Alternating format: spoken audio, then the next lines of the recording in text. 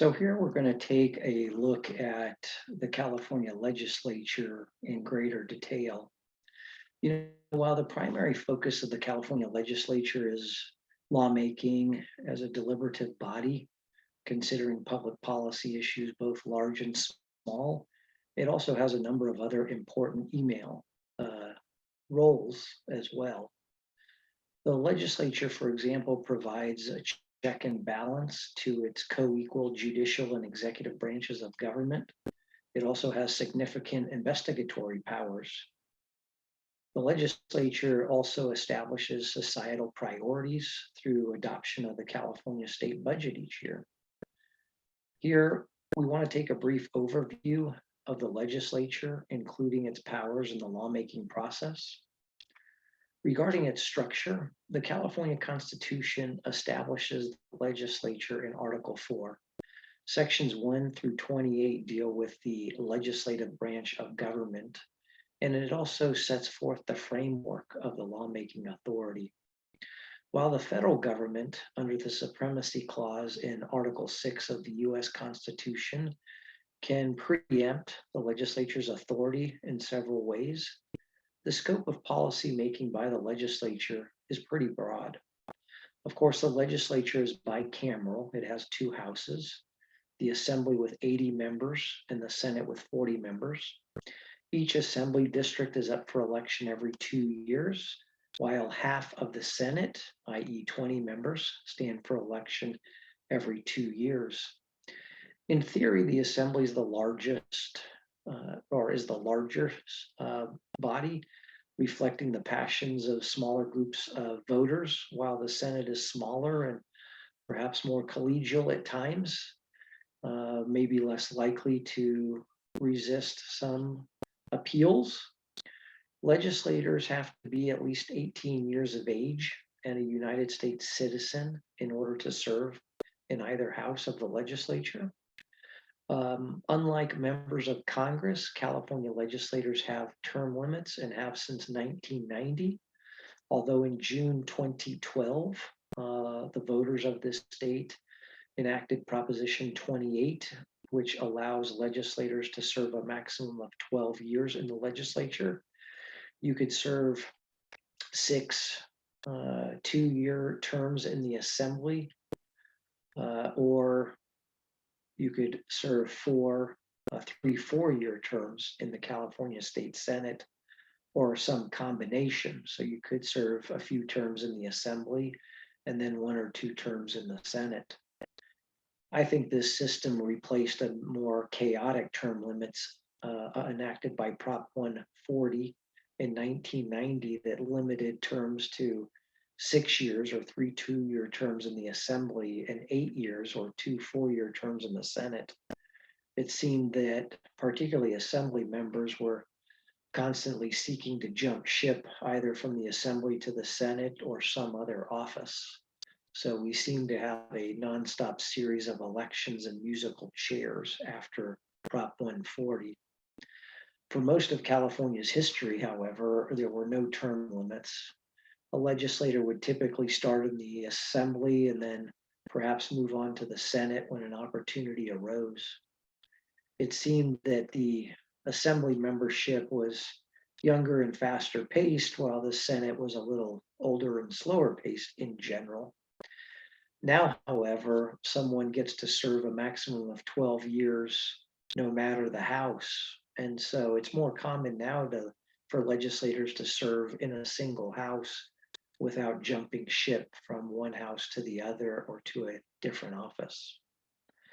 With Assembly members content generally to stay in the Assembly for their entire tenure, there are many younger candidates wishing to serve have also decided to run directly for the Senate. And so the typical age and experience disparities between the two houses has begun to be reduced. Whatever the system, the California legislature has definitely always produced a high volume of work.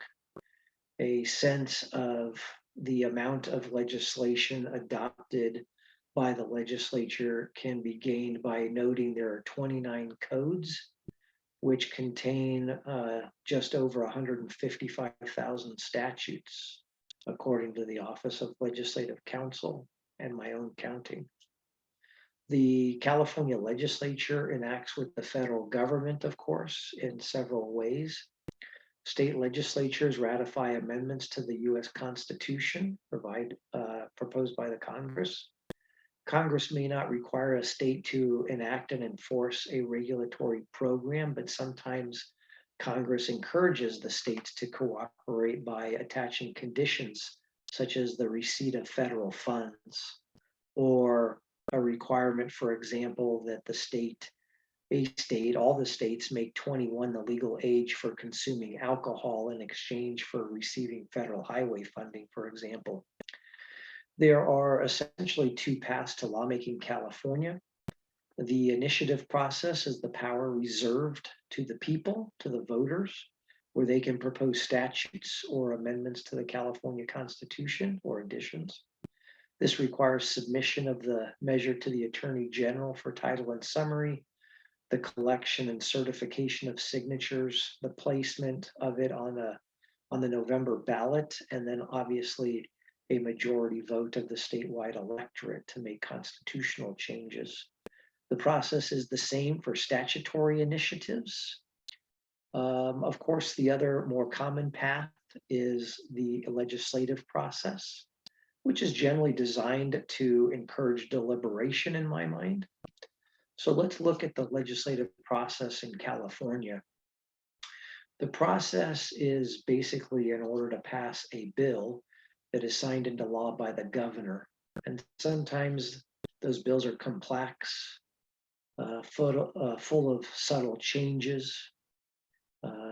The California Constitution in Article 4, Section 8 says that the legislature shall pass no law except by statute and enact no statute except by bill. And so that is obviously the process to be utilized. A piece of legislation sometimes originates with a sponsor, which we refer to as the individual or group that suggests the legislation. And then the Senate or Assembly member then agrees to author the bill. Of course, the author can also be a sponsor, but that should be distinguished from the federal Congress, where members of the House and Senate who author that bill, to use the California language, are actually called the sponsor of the bill in the US Congress. So a bill proposal, whether it's a preliminary idea or a fully developed legal proposal, is submitted to the legislature's in-house law firm, which is the Office of Legislative Counsel, for proper drafting and formatting. And then once the attorneys at the Legislative Counsel office finalize the precise bill language, they'll consult with the author and perhaps the sponsor. And then when it's received, the author formally introduces the bill. It's printed, it's read publicly for the first time, and it's out there in print for public inspection without any actions for the next 30 days. Following the bill's introduction, the Rules Committee of the Senate or of the Assembly for their respective bills assigns those bills to one or more policy committees. And those policy committees naturally specialize in the particular subject matter of the area of law that's covered by that introduced bill. Now, because legislators can't be experts in every area of the law, they serve on a handful of policy committees, and they're expected to gain enough detailed knowledge in those areas that other legislators can hopefully rely upon their informed judgment. A bill is also assigned to a fiscal committee based upon the Office of Legislative Counsel keying that bill to be fiscal, and it has certain provisions under the joint rules that the office's attorneys follow to determine whether or not a bill is properly keyed fiscal or not. Once the bill is referred to a particular policy committee, then the committee is in complete control of the bill. The committee consultant researches the legal and policy issues presented by the bill, then drafts a written analysis of the bill for those legislators serving on that committee. In the committee analysis, it will explain existing law, what the proposed changes to the law are by this bill. Generally, the analyses set forth the author's arguments for why the current law needs to be changed, how the author believes the bill will improve current law, and then the arguments in support or opposition of the bill, and a listing of those groups which have filed letters of support or opposition. And then the bill would be set for a hearing. At the hearing, the author presents his or her measure. This is followed by witnesses speaking for and against the bill. And then the author makes closing comments. And thereafter, the committee can take several actions. They could amend the bill pursuant to the author's request or amendments that are proposed by the committee chair or members of the committee.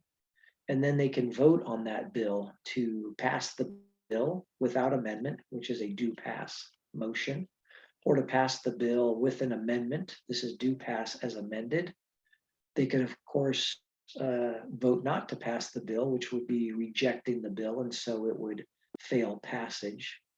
During the first year of the session, it's rarely used, but a bill could be sent to interim study for further review and study and deliberation, or they could even hold the bill in committee without any specific action being taken.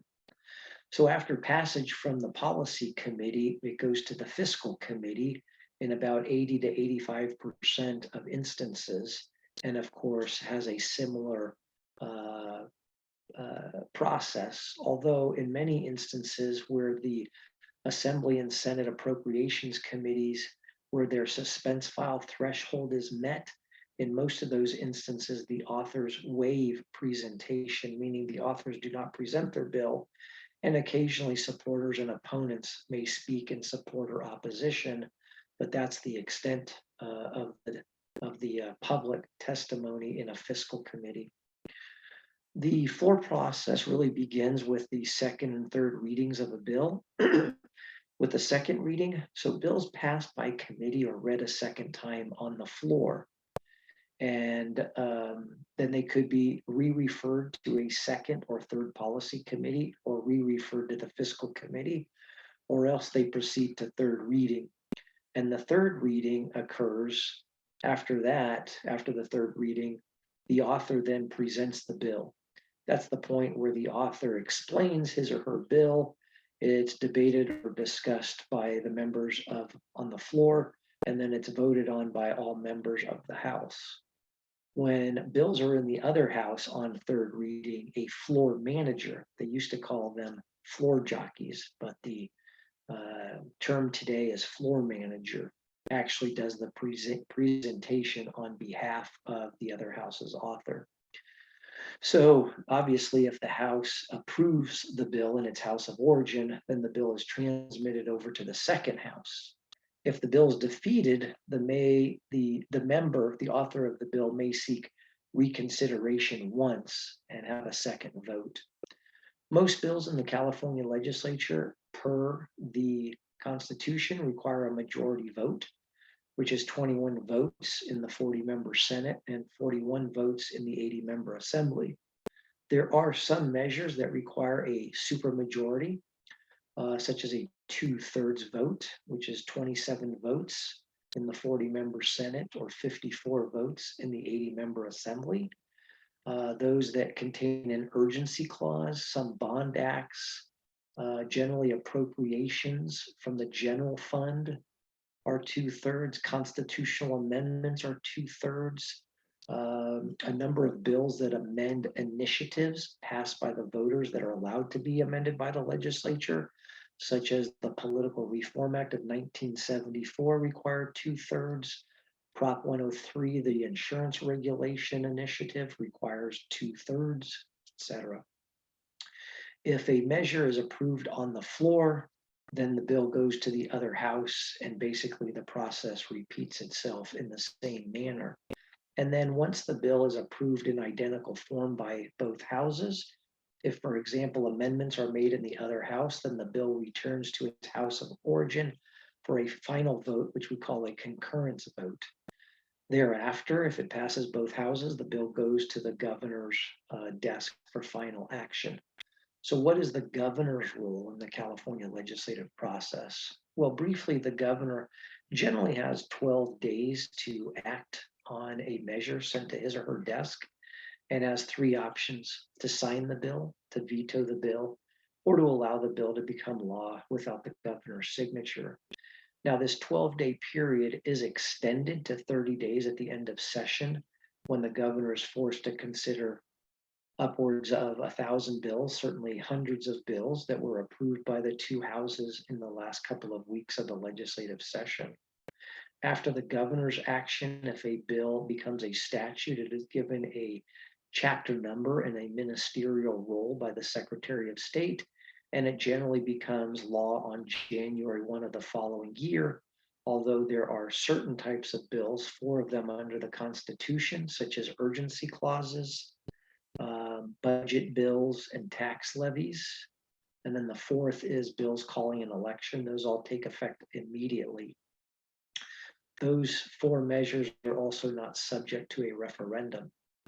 Now, some measures, some bills do have a delayed operative date that is specified in the bill, but in most cases, absent immediate effect measures, January 1 is the usual effective date for bills.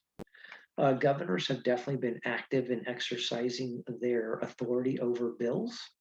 Governors generally veto, usually in the 10 to 15% range. Governor Gray Davis vetoed between 15 and 24% of the bills. The high water mark was Republican Governor Arnold Schwarzenegger, who vetoed between 22 and 35% of the bills. Some of the other important powers of the California legislature include their authority to investigate, to hold oversight and confirmation hearings. Committees of the California legislature, both the Senate and the Assembly, frequently hold hearings to investigate, for example, the implementation of statutes or to gather information. They often also review the performance of executive branch agencies and departments. The legislature and its policy committees actually have subpoena power. They can also utilize certain support entities, such as the state auditor, to conduct investigations into a wide variety of different subject matters, including the other branches of government, as well as local government entities. Also, quite a few appointments by the governor require confirmation by a majority vote, or even some instances, a 2/3 vote of the Senate. And also, of course, like the Congress, the California legislature has the power to impeach the governor and other constitutional officers elected on a statewide basis, as well as judges of the state courts are also subject to impeachment for certain types of misconduct in office.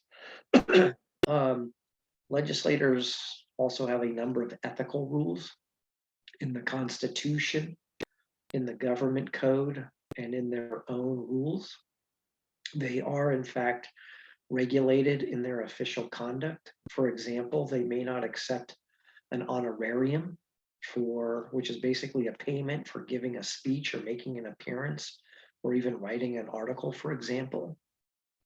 They are also bound by a number of conflict of interest laws. For example, legislators can't vote on legislation or participate in decisions or use their official position to influence state government decisions that would create a direct financial interest to them. In addition, legislators annually file an SEI, or a Form 700.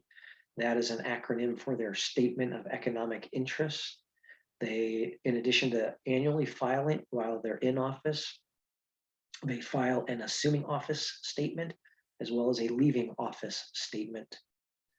Legislators in California are also bound by revolving door restrictions, which generally prohibit them from lobbying for compensation, the legislature or any legislators or office officers or employees of the legislature on behalf of another for a period of 1 year after they leave office. There are some other legislative branch offices of interest. They have several support agencies and staff in completing their work. We've mentioned earlier the Legislative Counsel's Office, which serves as legal counsel to the legislature and its members, as well as the governor, by the way, but not the other constitutional officers. The 75 or so attorneys in the Legislative Counsel's Office primarily draft legislative measures, and they provide legal opinions on a myriad of issues. Legislation cannot be introduced nor amendments made to bills unless they've been approved to legislative or by legislative council regarding their proper form. There's also the Legislative Analyst Office, LAO, which serves as the legislature's primary source of nonpartisan budget and fiscal information, and also advises on selected policy matters. They're primarily focused on analyzing the governor's annual proposed budget. And we mentioned earlier the state auditor. The Bureau of State Audits conducts independent financial and performance audits as either directed by statute or as directed by the JLAC, which is the Joint Legislative Audit Committee.